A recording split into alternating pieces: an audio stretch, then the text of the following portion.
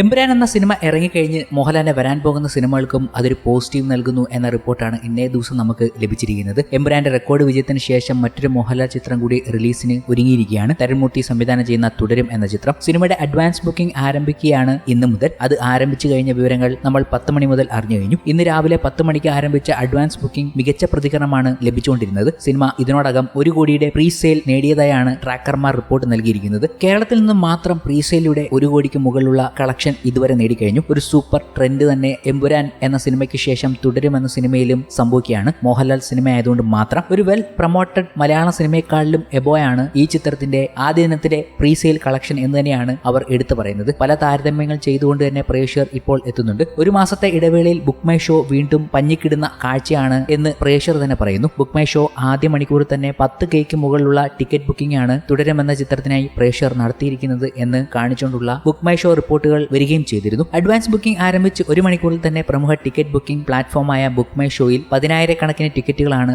വിറ്റുപോയിരിക്കുന്നത്. ചിത്രം ഇപ്പോൾ book my ഷോയിൽ ട്രെൻഡിംഗ് ആയി തുടരുകയാണ്. വരും മണിക്കൂറിൽ അഡ്വാൻസ് ബുക്കിംഗ് റെക്കോർഡ് നിരക്കിലേക്ക് ഉയരാനാണ് സാധ്യതയെന്നും അനലിസ്റ്റുകൾ അഭിപ്രായപ്പെട്ടു കഴിഞ്ഞു. ഏപ്രിൽ 25-ന് രാവിലെ 10 മണിക്കാണ് സിനിമയുടെ ഫസ്റ്റ് ഷോ ആരംഭിക്കുന്നത്. മോഹൻലാൽ തന്നെയാണ് ഇക്കാര്യം സാമൂഹ്യ മാധ്യമങ്ങളിലൂടെ അറിയിച്ചതും. ഫാമിലി ഡ്രാമ സ്വഭാവത്തിൽ ഒരുങ്ങുന്ന തുടരും എന്ന സിനിമയിൽ ഒരു സാധാരണ ടാക്സി ഡ്രൈവറുടെ വേഷത്തിലാണ് മോഹൻലാൽ എത്തുന്നത്. നർമ്മ മുഹൂർത്തങ്ങൾക്കും ഫാമിലി ഇമോഷൻസിനും ഒപ്പം അല്പം നിഗൂഢതയും ബാക്കി വെച്ചാണ് സിനിമയുടെ ഇതുവരെയുള്ള അപ്ഡേറ്റുകൾ പുറത്തു വന്നിട്ടുള്ളത്. തരുൺമൂർത്തി സംവിധാനം ചെയ്യുന്ന ചിത്രത്തിൽ ശോഭന നായിക കഥാപാത്രത്തെ അവതരിപ്പിക്കുമ്പോൾ മോഹൻലാൽ ശോഭന കോംബോ കാണാനുള്ള ആകാംക്ഷയാണ് പ്രേക്ഷകരിൽ ഉടനീളമുള്ളത്. ഇതാണ് ചിത്രത്തിന്റെ ഏറ്റവും ആത്യന്തികമായ ഒരു പ്ലസ് പോയിന്റ്. ഈ ഒരു കോംബോയെ കാണാൻ വേണ്ടി പ്രേക്ഷകർ എത്തുന്നു എന്ന് തന്നെ പറയാം. അതുതന്നെയാണ് പ്രീ സെയിൽ ബുക്കിംഗിലൂടെ ആദ്യത്തെ ഈ കുതിപ്പ് കാണുമ്പോൾ മനസ്സിലാക്കാൻ കഴിയുന്നതും. ഓപ്പറേഷൻ ജാവ, സൗദി വെള്ളക്ക എന്നീ സിനിമകൾക്ക് ശേഷം തരുൺമൂർത്തി കഥയും സംവിധാനം ചെയ്യുന്ന അടുത്ത പടം. മേക്കിംഗ് കൊണ്ടും കഥയുടെ ഭംഗി കൊണ്ടും മികച്ച പടങ്ങളാണ് ജാവയും വെള്ളക്കയും ഒക്കെ. ശരിക്കും പറഞ്ഞാൽ ലാലേട്ടന്റെ മാരക പ്രകടനങ്ങൾ ഇല്ലാതെ തികച്ചും സാധാരണക്കാരനായി ഒരു സിനിമ